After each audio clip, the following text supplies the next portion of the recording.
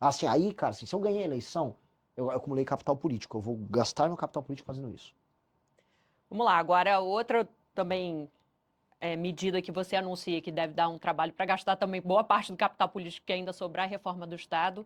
Você falou da questão dos municípios e você tem falado muito sobre a proposta de fundir municípios. O Brasil Uhum. tem 5.570 municípios. Seria o que? Quase metade, tem menos de 10 mil habitantes, um pouco menos da metade. A maior parte dos municípios brasileiros, eles têm um status de ente federativo e não cumpre o básico, que é ser minimamente sustentável do ponto de vista econômico. Eu não vou cometer injustiças. Por exemplo, eu conversei com alguns prefeitos do Rio Grande do Sul que falaram, pô, meu município tem 5 mil habitantes, Renan. Mas assim, se a arrecadação ficasse no meu município teria dinheiro para tudo, porque é um município de cooperativas do agro, só que por conta da Lei Candir, que faz com que não haja tributação sobre o exportado, esses municípios ele não têm arrecadação. Agora, a população trabalha. Eu falei, seu município é um município, ele tem que continuar existindo. Agora, um município sem atividade econômica, o que é diferente é arrecadação, por que, que ele é um município? Por que, que o Estado do Brasil tem que sustentar um prefeito, 9 vereadores no mínimo, um monte de secretário que não faz P nenhuma, e bancar tudo aquilo para eles fingir que tem uma bandeira e tem uma eleição, que ele compra o voto das pessoas e emprega metade da população na máquina pública? Não, não. E aí, vão ser de duas maneiras. Eu vou tentar estabelecer o critério e fazer a fusão. Se eu não conseguir, eu vou fazer o que o Japão fez, a Itália está fazendo, que é assim: olha, se você não se adequar, tá, você vai perder o status de município. Então a gente dá um prazo para ele se adequar, aumentar a atividade econômica e se tornar autossustentável. E se você se fundir com o seu município vizinho, ambos os municípios vão receber uma injeção de investimento. Então eu crio sistemas de incentivo para que a fusão ocorra. Porque o que aconteceu dos anos 90 para cá foi que houve um incentivo muito grande, porque era muito fácil abrir município. Então, em geral, grupos políticos menores dentro de uma cidade falavam, cara, é mais fácil eu ganhar eleição na cidade ou eu separar essa área que eu sou dominante?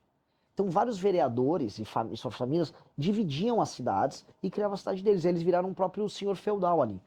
A gente tem que reunificar essas cidades. Tem que fazer cair para menos de 3 mil cidades no Brasil.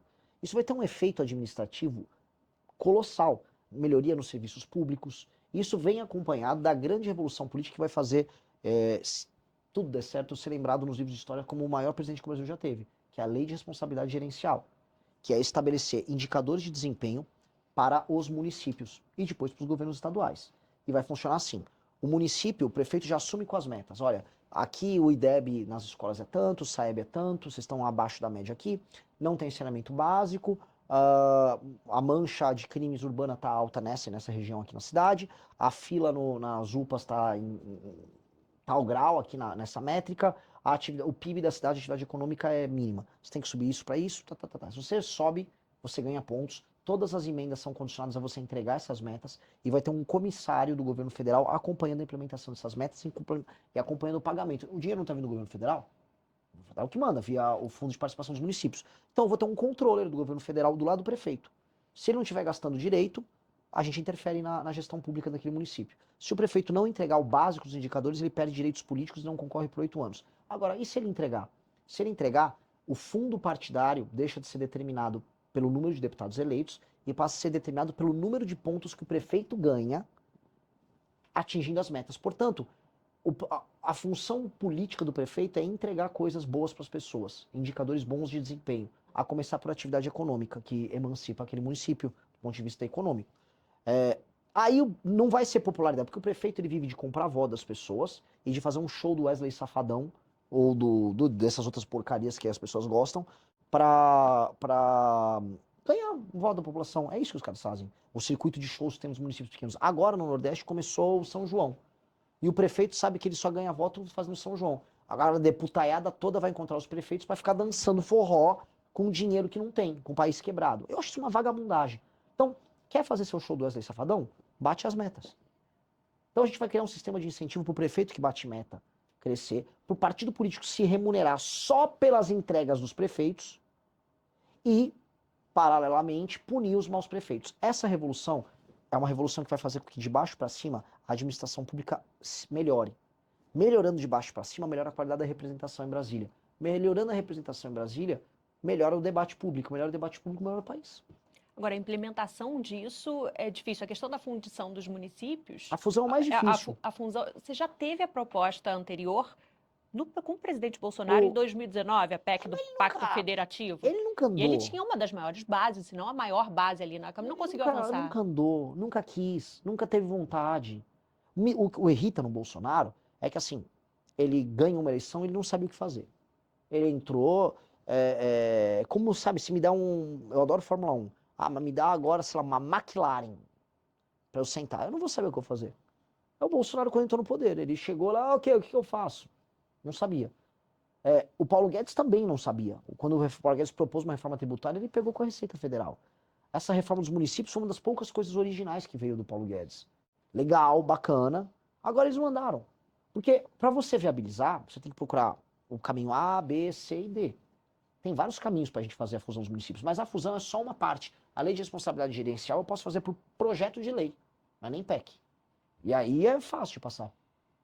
A gente está caminhando para o final, resta pouco tempo, mas ainda um tema que eu queria tratar com você. Eu sei que você tem falado bastante meio ambiente, queria levantar a bola das terras raras. Uhum. Você tem falado muito que é o novo ouro nosso, o Brasil tem a segunda maior reserva do mundo, e o tema está caminhando no Congresso, mas é um tema estratégico também.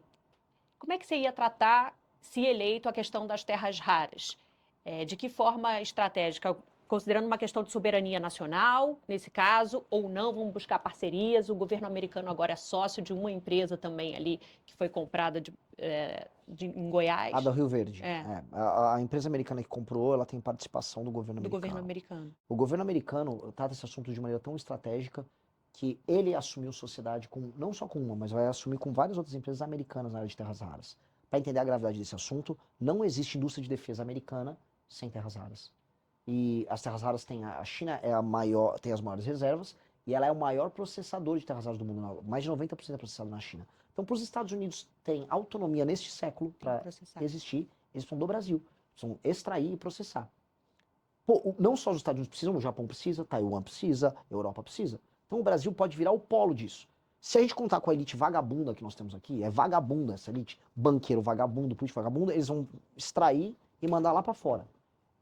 O governo nosso, por isso que precisa ser o governo nosso, precisa fazer uma cadeia completa. Isso para você fazer a cadeia completa, que não é só extrair e processar, é extrair e processar, fazer o ímã, porque precisa ser ímã, e pro ímã fazer a bateria aqui. Agora tem um impacto ambiental gigante, né? Tem. A China não liga. A região fronteiriça com a Mongólia, onde eles fazem isso, ela é talvez o maior desastre ambiental em área terrestre do mundo. É horrível. E ninguém fiscaliza. O Brasil consegue fazer. Os Estados Unidos têm tecnologia agora para processamento de terras raras na parte magnética, mais ou menos limpo. A África do Sul tem tecnologia limpa. A gente está desenvolvido pelo Brasil, pela Magbras, uma iniciativa nessa linha, e nós temos que ter um processamento limpo. A gente está falando de regiões no Pará, no Ceará, na Bahia, Minas Gerais, em Goiás, possivelmente São Paulo também, que tem isso, e isso é um recurso natural que vai fazer diferença para o mundo. Então a gente vai ter que extrair sem poluir, e vai ter que extrair sem poluir e fazer a cadeia no Brasil. Feito isso, o Brasil que termina o século XXI, ele é completamente diferente do Brasil que começa. Ele será uma das 5 maiores nações do mundo, poderosa e com tecnologia. É a nossa porta de entrada para uma grande oportunidade. Tem tudo para dar errado. Mas se eu ganhar, vai dar certo. Renan, 1 minuto para as conclusões finais. Manda aí. Você que está me assistindo, você que assistiu essa propaganda, você está desiludido com o seu país e todo mundo está desiludido com o seu país. Porque é uma sequência de fracassos. E você sente que o Brasil nasceu para ser aquele fracasso histórico. Nem futebol mais a gente vai bem. Tem que ficar torcendo para talvez ganhar de Marrocos. O que eu quero falar para todos vocês é: o Brasil nasceu para ser uma das 5 maiores nações do mundo. E o nosso problema é um problema de liderança. Nós temos as piores lideranças políticas do mundo. Se nós trocarmos a liderança política do Brasil, se tivermos um foco em tornar o Brasil, esta nação, uma das 5 maiores nações do mundo, o seu futuro será glorioso, o meu futuro será glorioso, o futuro dos teus filhos será glorioso. Basta encarar nossos problemas e parar de conversa mole.